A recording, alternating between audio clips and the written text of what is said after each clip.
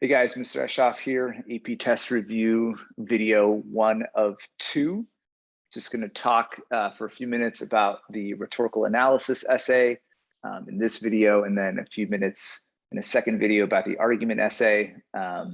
Nothing new, just kind of an overview of what each of those two essays kind of asks of you and how I would suggest approaching them. Okay, I do want to say first off, of course, that you guys are already more than capable, overly equipped, overly empowered to do very well on this test. In past years, going back to my era of being a student at Valley Christian, we offered juniors the chance to take the AP Lang test without having taken the class. There wasn't a class at Valley for AP Lang up until about 9 or 10 years ago. But students could still take and pass the test quite easily because it's a skills test. If you're a good reader and a solid writer, you're in great shape. You guys are good readers and you're solid writers, so you're in great shape. Okay, so trust yourself on that. Trust thyself, as somebody well-known once said. So here on our AP Test Review tab, first thing I want to note, just as a reminder, you start with the multiple choice. That'll be 45 questions in 60 minutes. Those are all passage-based. So probably just like our quizzes, you'll see 10 to 12 questions per passage would be my guess, which is equating to 4 passages total. You get an hour to do that. And then you're given the essay packet. The essay packet consists of all 3 prompts. You're given 2 hours and 15 minutes. They say, good luck, see you on the flip side. Okay. Now, they of course will be giving you time increment updates throughout the writing process, and I'll talk more about timing in just a minute. But I want to talk just for a second about the order here of the essays. This is the order that they are given to you. Synthesis is first, followed by analysis, followed by argument. You do not have to write the essays in this order. You can if you want to, but you do not have to.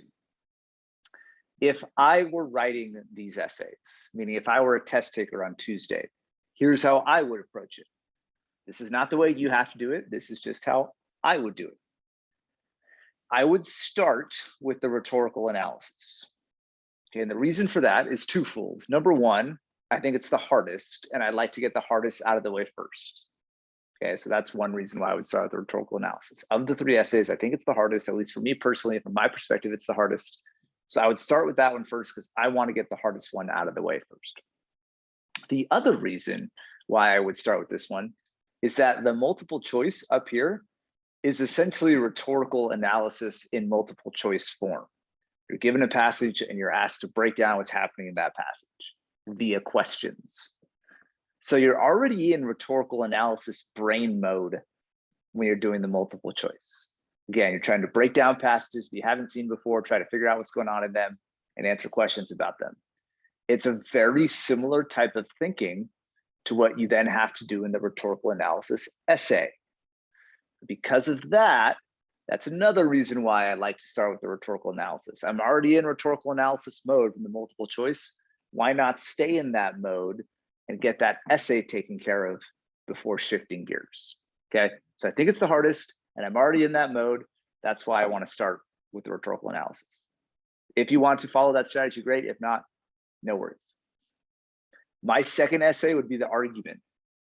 The argument, I think, takes the second most amount of brain power next to the rhetorical analysis. It takes a little bit of creative energy. And as you're getting tired in this test, as your hand is cramping, as your brain is farting out, as you're cursing the name of Eshoff, you're going to want to be preserving some of that brain power and that creative energy. And you're going to be running kind of low on it here by the middle portion of the essays. So before you get to the very end, I would say crank out that argument. Save the synthesis for last. That would be my plan, my strategy. Save the synthesis for last. I think it's the easiest of the 3.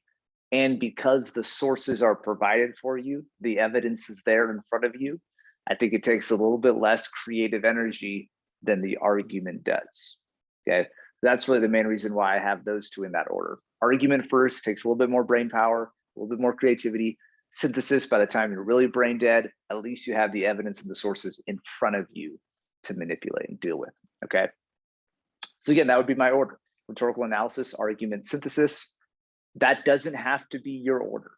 If you want to start with the easiest, if you want to start with the one that the packet says is first, if you want to start with the argument because that's the first one we did in the school year, great. I don't care what strategy you employ, but I do strongly recommend that you have some strategy going into this. Okay, maybe your strategy is, I will write them in the order that they're given to me, Mr. Eshoff. Great. Maybe your strategy is, I will do exactly what you do, Mr. Eshoff, for you are my model in all things. Great. Maybe your strategy is, I will do the opposite of what you say to do, Mr. Eshoff, because you are the antithesis of what a role model is in all things. Great. I don't care what your strategy is as long as you have one. Approach the essays when you get there on Tuesday, knowing that you have some plan in mind, and psychologically that will help give you a little bit of a confidence boost, knowing that you have a plan in mind, okay? The other thing I wanna say is that from a timing standpoint, you do not have to take the full 55 for the synthesis, the full 40 for the rhetorical analysis, the full 40 for the argument. You can manipulate those times a bit. Personally, I would try to shave a few minutes off the synthesis and add those minutes into my budget for the rhetorical analysis and the argument. Okay, so maybe it's like 43 for the analysis, 42 for the argument, 45, or excuse me, 50 for the synthesis. Maybe it's 45, 45, and 45 for all three. Okay, that's a good thing to consider ahead of time as well. Which of the three essays are you most comfortable with, having written 2 of each now? And where might you be able to shave off a few minutes? Okay, maybe there's one that you think you need a little bit more time on. Where can you shave off the minutes elsewhere in the essays that might help you add to time writing the analysis, time writing the argument, okay? Generally speaking, I think you guys are capable of writing a good synthesis essay in 50 minutes. That's where I would recommend trying to shave off time if you can. Up to you, that's just my recommendation. Okay. A couple folks have asked about kind of bouncing around amongst the essays. Yes, you are able to, write a little bit of this one, a little bit of that one, a little bit of this one. Good question came up one of my classes today on the A day. What if you wrote parts of one essay, parts of a second essay, parts of a third essay, and then went back, kind of filled in the cracks? That is a strategy to absolutely consider. Maybe you do your thesis and your body paragraphs for each of the three, knowing that those are the most important parts of the rubric. Once you've done that for all three, then you go back, add an intro here, an intro here, an intro here, conclusion here, conclusion here, conclusion there. That's really weird.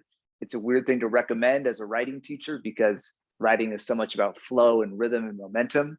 But playing the rubric game, it could be good for you to try to get all the big pieces of each of the three essays done first before adding in the smaller stuff.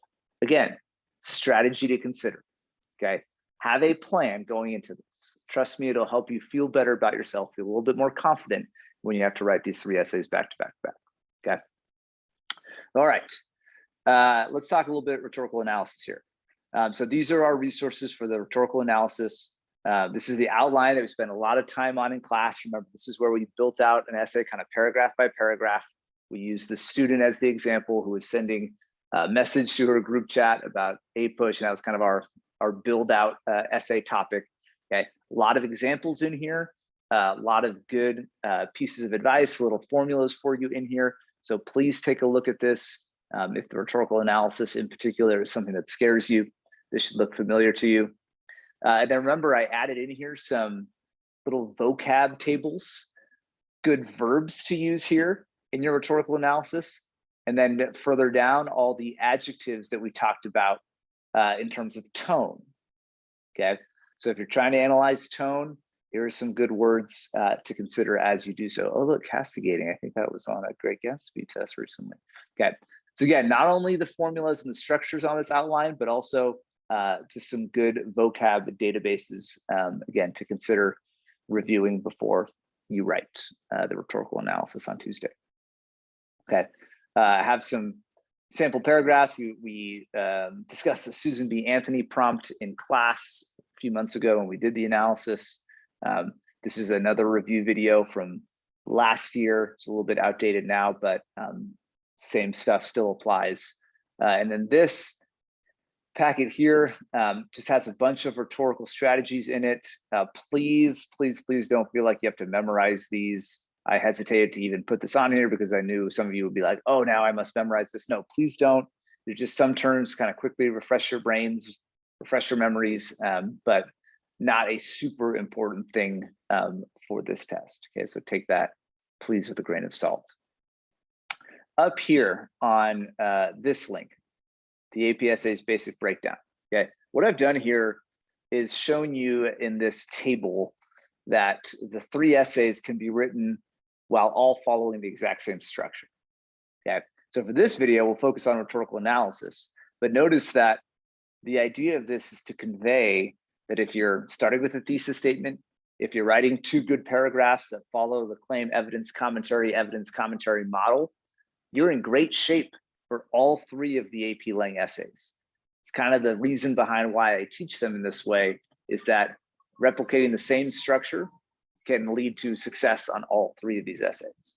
Okay, so for rhetorical analysis, I have this thesis formula. Again, as I said when we did this in the winter, I don't expect you to all follow this formula perfectly, but what I do encourage you to remember is that when we're analyzing what an author is doing, when we're analyzing what an author is trying to accomplish, rather than focusing on just devices in a speech or a blog or an essay, can we maybe try to attach a verb phrase or 2 or 3 to what the author is trying to do, right? So when I think of identifying strategies in a text, think about these verbs, okay? As I scroll up to these verbs, okay?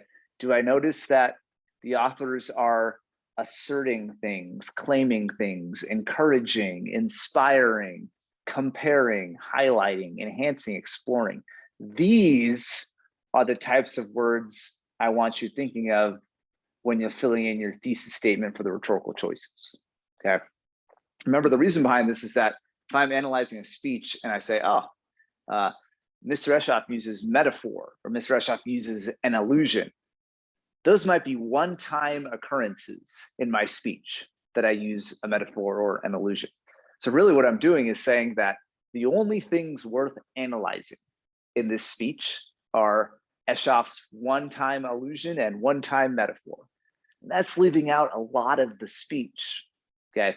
So by focusing on larger verb phrases, what's he doing in the first half of the speech? Is he trying to inspire his students?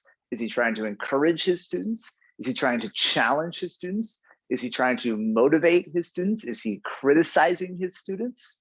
Now within that broader framework, now I can say, look at how this metaphor helps him motivate his students. Look at how this allusion helps him inspire his students. Or look at how this use of polysyndeton helps him criticize his students. As ultimately, those devices, those uses of language that you're spotting, will come in handy as your examples. Those will come in handy as your examples, those allusions, those metaphors, those repetitions, those polysyndetons, those anaphoras, all that stuff, great. But for the thesis here, think broadly. You see the text, try to break it up into 2 parts or 3 parts. First part, is he convicting? Is he inspiring? Is he challenging? Is he critiquing? Is he highlighting? Second part, is he then challenging? Is he convicting? Is he guilt tripping? Is he shaming? Is he asserting? Is he arguing something? Final piece, again, is he inspiring? Is he illuminating? Is he calling to action? Now what I've done there is said, look at how these different parts of the speech can be described by different verbs, different actions, different strategies. And then again, in my body paragraphs, that's when I will work in the very specific examples of metaphor or personification or anecdote, all the things that you guys are good at spotting. Okay, so let's see if we can come up with some verb phrases for our thesis first. All right, and then the other piece of the thesis, of course, remember we talked about 2-part thesis. What do they want their audience to know? What do they want their audience to do as a result? What do I want my audience to understand so that they might go out and do what? 2 parts. I want them to get something up here so that their lives look differently in some way. Or I want them to feel something differently here so that I go out and act differently in the world. Okay, two parts. What's going on up here so that they might act differently here, or what's going on here so that they might go out and act differently out there. Okay, speaker does this and this in order to put something in their people's brains or their people's heads, brains or hearts, not heads, this is the heart. Put something in their people's brains or put something in their people's hearts so that these people might go out and what? That is an amazing, sophisticated thesis if you can get all of those pieces in. Structure, like we've talked about, claim, evidence, commentary, evidence, commentary. You have a verb phrase that you mentioned in the thesis, that first one that goes here in your claim. Speaker is doing this to accomplish something. What's the goal of that criticism? What's the goal of that inspiration? What's the goal of that motivation? What's the goal of that conviction? Eschoff criticizes his students in hopes of reminding them that they're smarter than what they showed on the test. Eschoff inspires his students to try to get them to feel confident in themselves. You've got a verb phrase, Eschoff inspires, Eschoff criticizes, so that what? What's the goal of the verb that you're analyzing here? Okay, those are where you pull in your textual examples like we talked about. Same thing going on in body paragraph 2. Again, if we can get to that magical 4 example mark with good commentary, then you're in really good shape for the rhetorical analysis.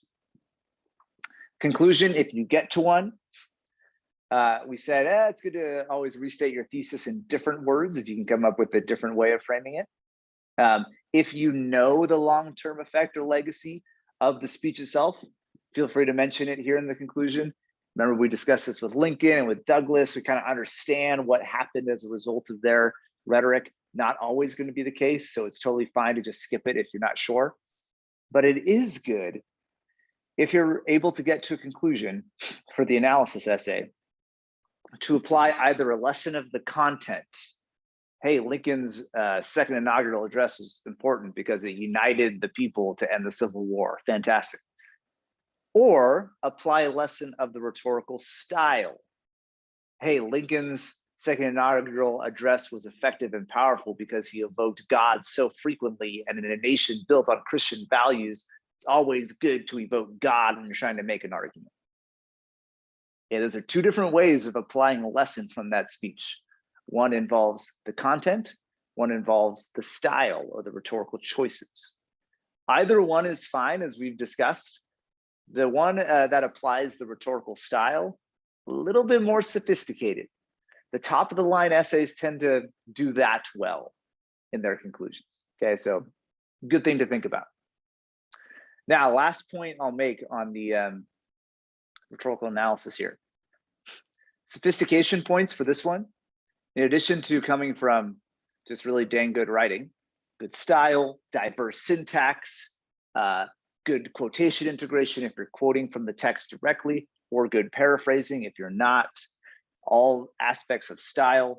Okay, connecting analysis / commentary to context is a big part of earning sophistication.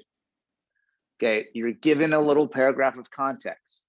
We spent a lot of time discussing how important those background paragraphs are. The more you can connect the analysis of the text itself to the context, the better and more sophisticated your analysis will be.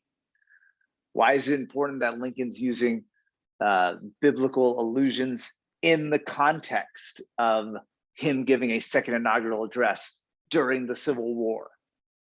Okay, those context pieces are really what's making your analysis interesting or insightful. Your ability to connect the dots between what's happening in the text and what you know is going on in the world around the text, that's where the real value of the analysis comes in. Okay, the more you can connect your commentary to the larger context of the piece, the better that analysis will sound, the more sophisticated that analysis will sound. Last thing that could potentially help you earn the sophistication points, seeing if you can spot shifts in the rhetoric. Okay, maybe a speaker starts off angry and then ends warmly, or starts off critically but then ends inspirationally, or vice versa. Very rarely does an important speech, a powerful piece of rhetoric, just feel or sound the same all the way through. It's very rare that that's the case. So if you can spot the way that an author might have one tone in the first half of a speech, and then maybe there's a second tone being used in the second part of the speech, that could be a really interesting and fascinating thing to point out and analyze. Why, in context, might a speaker start off by trying to make their audience laugh and then finish by trying to make their audience cry? What might the goal be? What might they be trying to accomplish in that shift? Okay. So again, in addition to overall good writing, are you connecting your commentary back to context? Are you identifying any potential shifts in the way the text is being put together? Okay, those are some of the keys or some of the strategies towards earning that sophistication point. All right, so that's rhetorical analysis. Again, a quick review here, but you guys are in really good shape. Trust me on this. Okay, you're good readers. You're going to see this passage. You're going to annotate it. You're going to break it down well. Do that scavenger hunt first. See what devices are in there. See what's happening with the language first. And then take that step back. Look at the first half and say, ooh, I see that in the first half, I'm noticing all these metaphors. Why are there so many metaphors? Maybe he's trying to clarify something for his audience. Boom, there's my rhetorical choice. Speaker clarifies something. Second half of the speech, hey, I notice I've highlighted a lot of repetition. Why might a speaker be using so much repetition? Maybe they want to inspire their audience. Maybe they want to motivate their audience through all this repetition. Boom, there's your rhetorical choice number 2. Okay, start with that annotation. Start with that scavenger hunt, finding those devices, and then take that step back. Why are all these devices here in the first half of the speech? Why are all these devices here in the second half of the speech? What's the speaker trying to do here? And what's the speaker trying to do here? And there's your breakdown. There are your body paragraphs. Okay. All right, well, that's it for rhetorical analysis. Look for this follow-up video on argumentation to add a little bit more meat to that bone. But until then, enjoy preparing for the RA portion of the AP Lang test. Good luck, guys.